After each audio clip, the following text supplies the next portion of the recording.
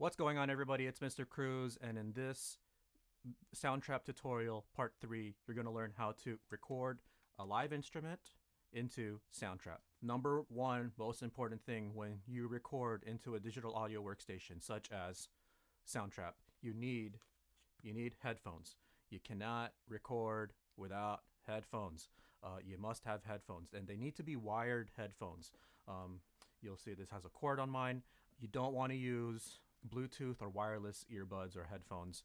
There could be a delay in how the computer sends the signal through Bluetooth or wireless to your earphones, and you don't want that delay because as you're recording, if you record to the delay, your computer is going to pick you up also late, and when you're done recording, you're just going to have a lot more alignment issues.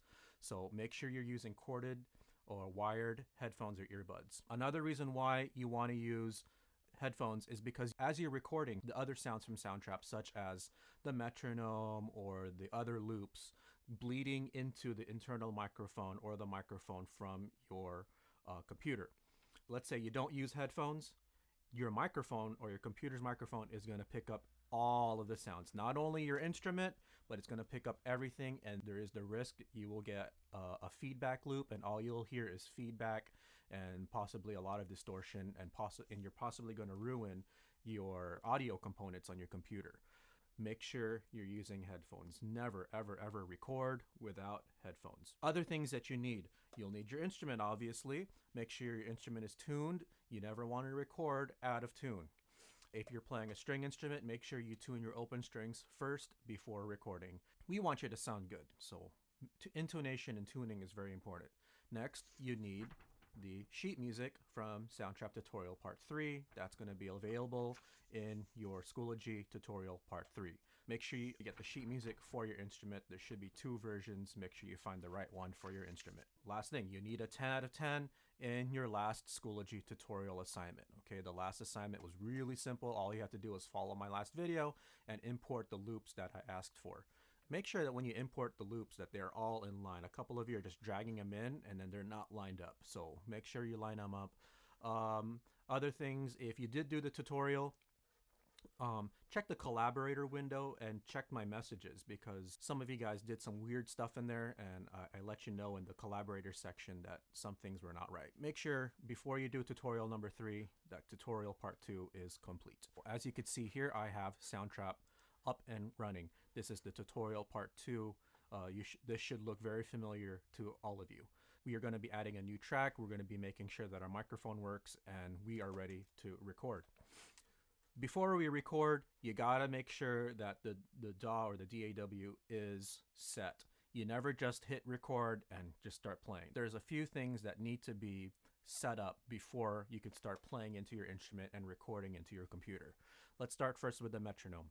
You want to make sure that your metronome's on. If it's off like this, just click on the off one more time, or the metronome should be on. There's a settings gear over here. Let's set those settings. I like putting it on clave.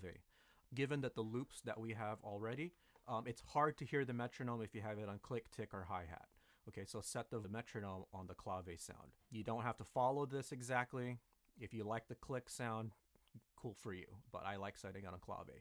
Metronome. I like cranking the metronome up a little bit louder than most because I get really frustrated every time I record and I can't hear the metronome. I get a little bit annoyed and frustrated, so I like turning up the metronome just a little bit louder, but don't hurt your ears, don't hurt yourself.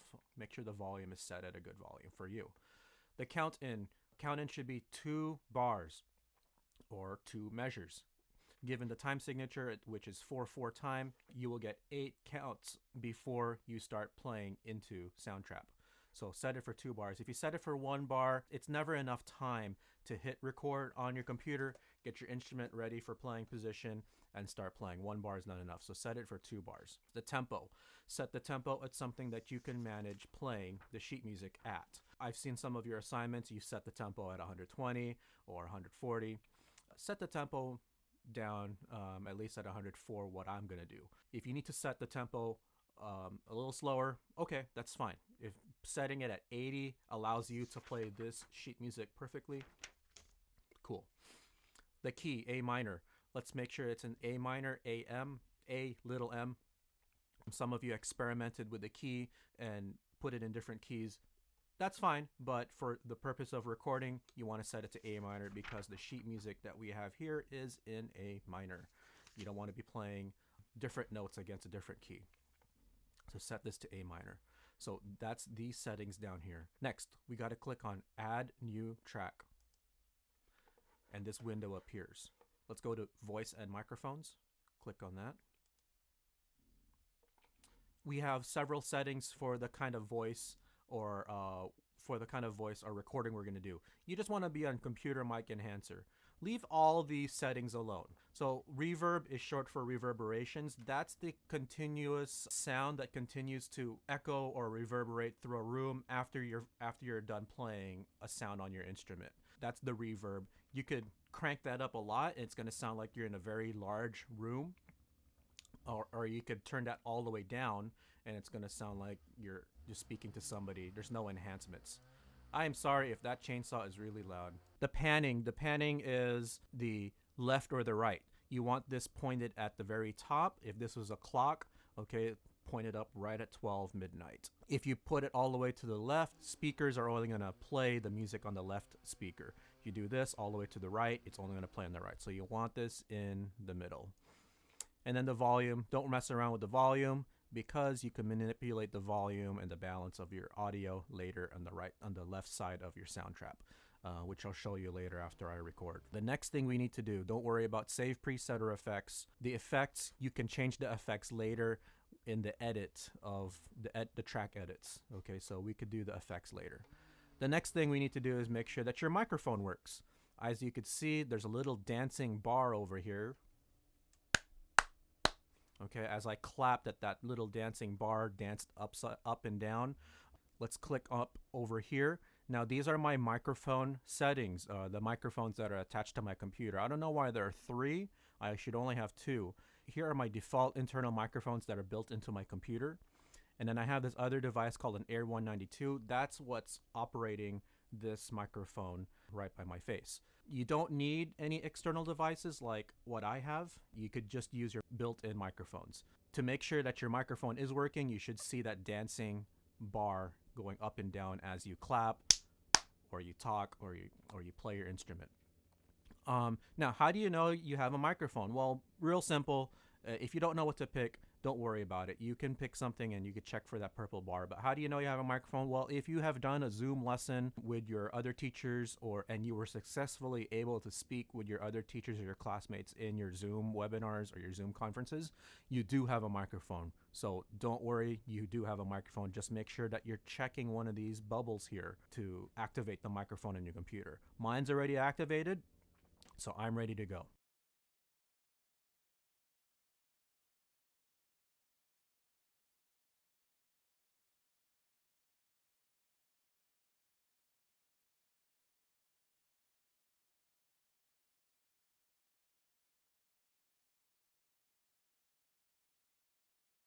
If your computer is somewhat old and you don't have a microphone, there's a lot of great and very cheap USB microphones out there on Amazon or on eBay. They plug right into your USB port and they work just like, you know, how you would plug a mouse or any other peripheral device into your computer.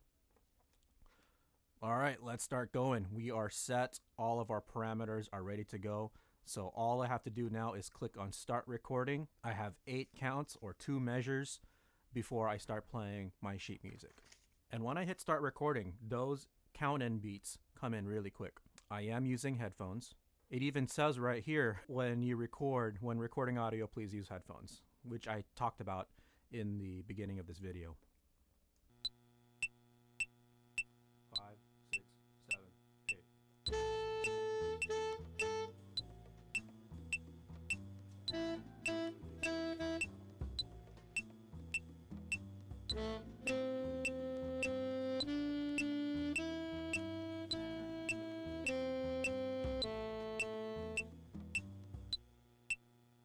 And click stop.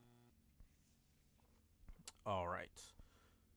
It sounds like my microphone is still activated. We'll figure that out in a second. Okay. I'm going to actually record this twice for you, just so you could see the different ways of recording instead of using this menu right here. So I'm going to click this X to get out of it because there's some editing things that we got to do. If you could hear my voice and you could hear that reverb, it's because the microphone right here is armed with this R right here. Let me turn that off. And you don't hear the reverb, right? There's two ways to record. You recorded through that one pop-up that showed up earlier, and then there's another way to record, which I'll show you in a second. Now, when I recorded, you'll notice that I recorded and it went all the way to the beginning, up to the end of measure 9.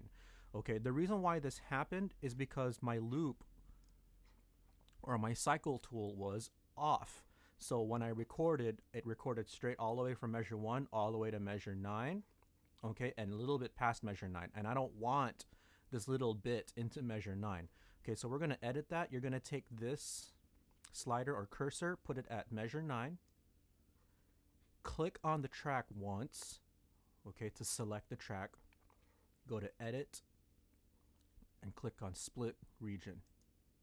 And you see right here that this little region right here is split away from my recording. And what you could do here is select the track again, select that little region, hit edit, and delete. And it's gone. All right. Now, this little recording that I did would not have happened, okay, if I had the cycle mode on. So you're going to see this again. And if your cycle mode is on, the recording will stop automatically at the end of measure 8. So I'm gonna click this. I'm gonna click, and I'm gonna delete this track. Let's pretend that was a really bad take. I'm gonna delete it. My cycle mode now is on this time. Set my cursor here to the very beginning, and here's the other way to record. Click the R right here, and then you're gonna click this red button, this red circle, to record. Again, you get 8 counts before you record. 2, 3, 4, 5, 6, 7, 8.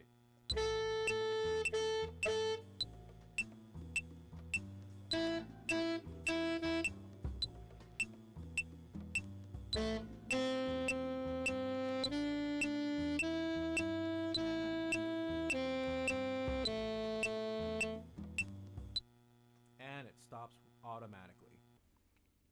Give it a few seconds and it saves your audio right there. So you just saw me record 2 different ways. I'm going to put the cursor back here in the beginning, and after you record, you always need to audition your recording and hear how it sounds like with the other loops, with the whole ensemble that we've put together. When we record, you want to make sure that the balance is right, so I'm going to be messing around with the volume here. So here we go. Let me turn off the metronome. Could be louder.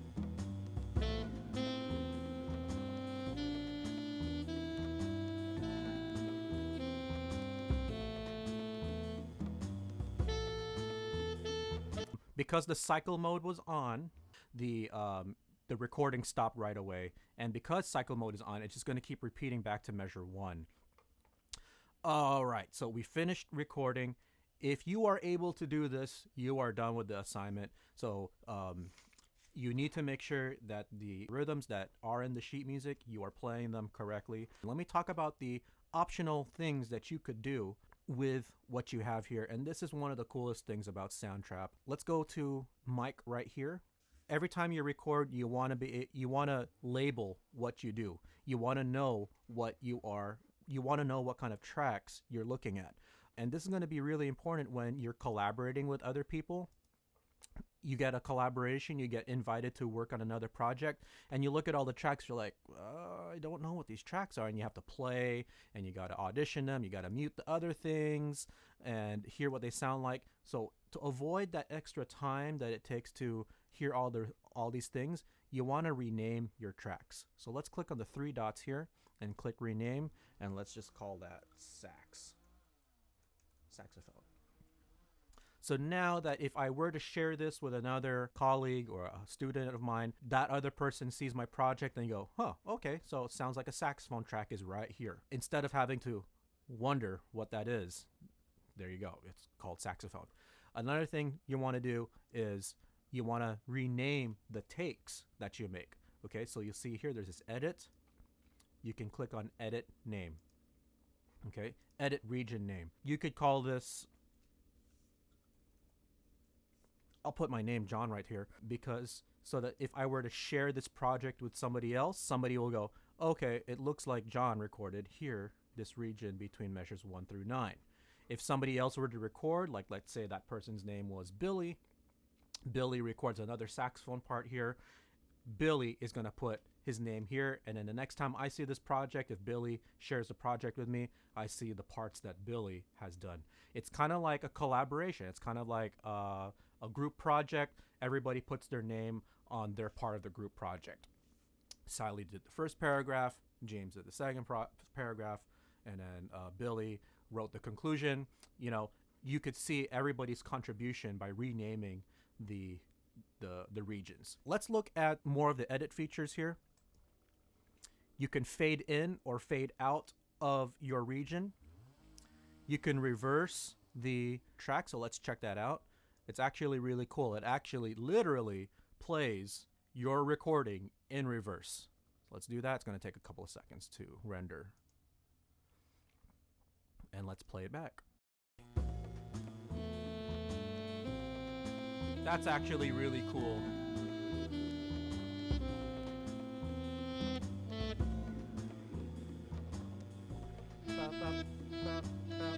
It's literally playing this backwards, right to left. All right, so that's the reverse feature. Let me reverse that back. Autotune. We talk about intonation all the time in band and orchestra class. Now you have Autotune. Now, I know I played a few things out of tune here, so let's say I don't want to do another take, but I want to lightly, auto-tune my playing a little bit, so you can adjust the harshness or the how strict you want this to auto-tune. You really wanted to auto-tune the most out-of-tune notes a lot and make those adjustments and click heavy. If you just wanted to auto-tune and correct this a little bit so that it's a little bit more human sounding rather than robotic sounding, click on somewhere here in the middle or in the lighter section. Okay, the other thing about auto-tune is you need to make sure that you select the key. If you've ever heard like electronic music and you hear that glitchiness in somebody's voice or playing, it's simply because that when they set the auto-tune, all right, they set the auto-tune to a different key, and then the notes are conflicting and pitches are shifting a lot. So you want to make sure that your auto-tune, if you don't want that glitchy or that, I don't know how to describe that sound, if you don't want that sound, that electronic computerized sound in your voice or your instrument, you got to make sure that the key is set correctly, and then you're not on a heavy auto-tune setting. You don't have to touch these piano keys here. Don't worry about that. And then click save. Let's see what happens. I don't know if we're going to hear a lot of auto-tune in my playing. So what you're seeing here is that it's changing the entire sound of my recording here. Let's reverse. Okay, yeah, cool. It checked. It changed there.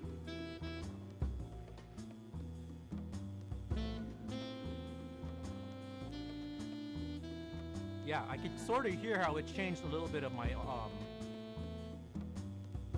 yeah, I could hear it. It did change, because when I was listening to my part, I heard some of my notes. It's like those are flat, like especially like my C sharps on saxophone. Those are always flat notes, right? So I could kind of hear how it corrected just a little bit. I don't know about you guys, how sensitive your ears are to intonation, but I can hear how my C sharps on my saxophone were a little bit flat. And the last three notes that I played were also a little flat, and I heard that it kind of auto-corrected it a little bit. It wasn't horribly out of tune, but I can sort of feel that it changed it. Okay, so that's auto-tune. Voice transform. So if you wanted to sound like a robot, okay, or if you wanted to transpose your part up a fifth or an octave, this is where you could do that. Okay, so let's just put it on Alien.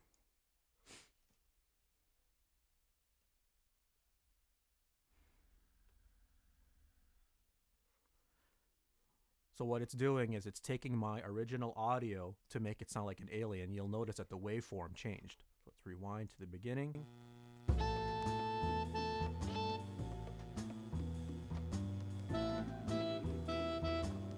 So now my saxophone sounds more like an electronic instrument rather than an acoustic or what you think saxophone sounds like.